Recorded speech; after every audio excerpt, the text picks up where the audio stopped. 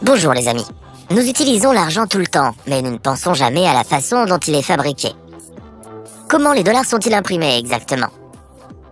Comment la monnaie européenne est-elle protégée? Et quelles innovations inhabituelles sont apparues ces dernières années dans le domaine de l'impression monétaire? Dans la vidéo d'aujourd'hui, je vous parlerai de la production de l'argent et de quelques faits à son sujet. Dollar. C'est la monnaie la plus connue et la plus importante du monde. Je suis sûr que vous avez tous tenu au moins une fois dans vos mains ces billets de banque à l'effigie de présidents et d'hommes politiques américains. Et que la plupart d'entre vous les ont utilisés plus d'une fois lors d'un achat à l'étranger, ou même dans votre pays. Il est intéressant de noter que l'espérance de vie moyenne d'un billet d'$1 est d'environ 22 mois. Mais comment ce billet prend-il vie en premier lieu? Voyons cela. Les dollars naissent au Bureau of Engraving and Printing, qui fait partie du département du Trésor américain. Le bureau a été fondé en 1862 et est basé à Washington, et est le plus grand producteur de formulaires pour les documents financiers aux États-Unis. La production de dollars commence par la gravure sur des plaques d'acier, qui est effectuée par des artisans. Cette étape est très importante et prend beaucoup de temps, car la qualité de la gravure détermine le niveau de protection contre la contrefaçon. Une fois que la gravure est prête, il faut fabriquer un papier spécial. Les billets sont imprimés sur du papier renforcé de fibres synthétiques, composé de 25% de fil de lin et de 75% de fil de coton. Les billets fabriqués sur ce papier possèdent une couche interne pratiquement impossible à contrefaire. Les filigranes sur les dollars sont obtenus lorsque les fibres sont tirées de cette couche dans un certain ordre. Toujours au stade de la préparation du papier, des bandes de protection sont cousues dans le papier, après quoi le papier est séché sous la presse et enroulé en rouleau. À ce stade, le papier porte déjà des filigranes et des filaments de sécurité, de sorte que chaque rouleau peut être envoyé pour produire des billets d'une dénomination spécifique. Les rouleaux sont déballés et il est temps d'appliquer l'encre sur le papier, à l'exception de l'image du timbre de la Banque fédérale, du code numérique et alphabétique de la banque pour l'impression des images et des inscriptions. Au recto du billet, l'encre utilisée est noire, qui a des propriétés magnétiques, tandis que les images et les inscriptions au verso du billet sont imprimées à l'encre verte, qui n'a pas de propriété magnétique. Une fois que l'encre est sèche et que les feuilles de conception des billets sont prêtes, elle passe à l'étape suivante, à savoir la recherche de défauts. Après le processus de numérisation, les feuilles se voient attribuer des numéros de série et des symboles de la Réserve fédérale. Au stade final, les feuilles sont finalement découpées dans l'atelier, comptées et emballées. Ils sont maintenant prêts à être envoyés à la Banque de la Réserve fédérale, d'où ils se répandront ensuite dans diverses banques aux États-Unis et dans le monde. Euro. Le dollar est une monnaie largement acceptée, mais en Europe, il est préférable d'avoir des euros plutôt que des dollars.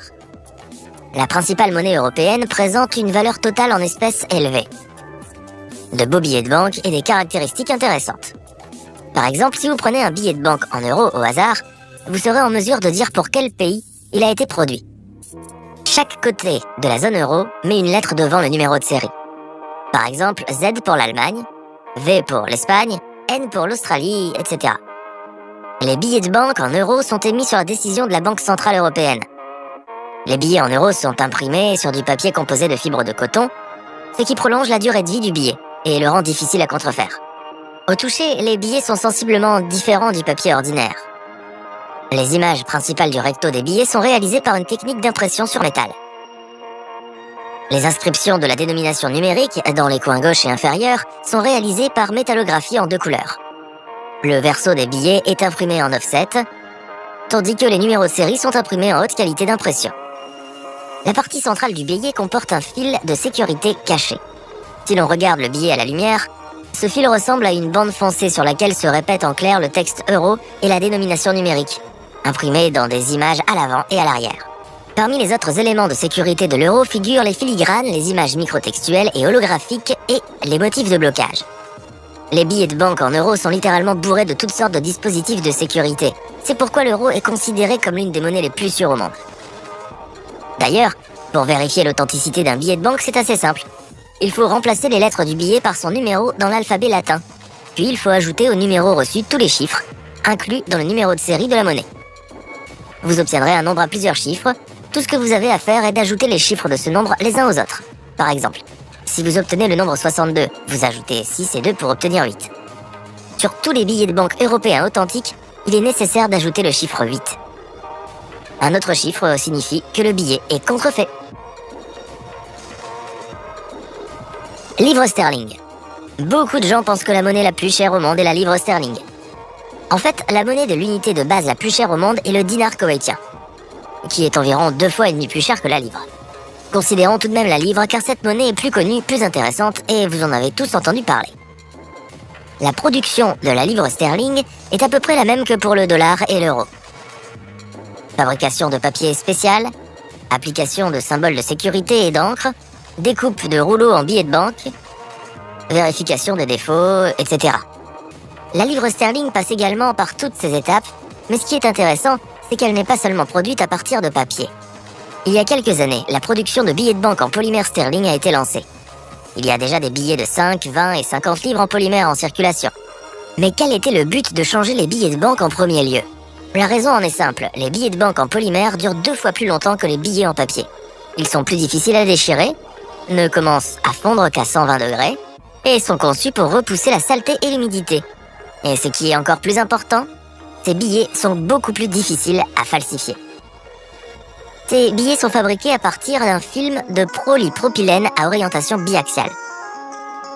La production de billets de banque en polymère est très spécialisée, c'est-à-dire que différents matériaux sont superposés jusqu'à l'obtention du billet souhaité. Cela distingue la production de livres en polymère de la production de nombreux autres billets de banque dans le monde. À propos, saviez-vous que la livre sterling est l'une des rares monnaies nationales à avoir conservé son nom jusqu'à aujourd'hui? Les historiens pensent que le nom est né au XIIe siècle et qu'il signifie à l'origine une livre d'argent pur. Maintenant, laissons de côté le papier monnaie et tournons-nous vers les pièces de monnaie. Je pense que tout le monde a déjà vu les encoches sur les côtés d'une pièce de monnaie. Saviez-vous que ces encoches étaient l'idée du célèbre physicien Isaac Newton? Il a proposé de combattre les tricheurs avec ses encoches latérales. Autrefois, les faussaires coupaient une fine tranche de la pièce pour obtenir un morceau de métal précieux, à partir duquel ils fabriquaient ensuite de fausses pièces. Les encoches ont résolu ce problème. Grâce à eux, il a été possible d'identifier immédiatement l'authenticité d'une pièce et d'épargner des pertes au trésor public. Un double eagle. C'est le nom de la pièce la plus chère du monde.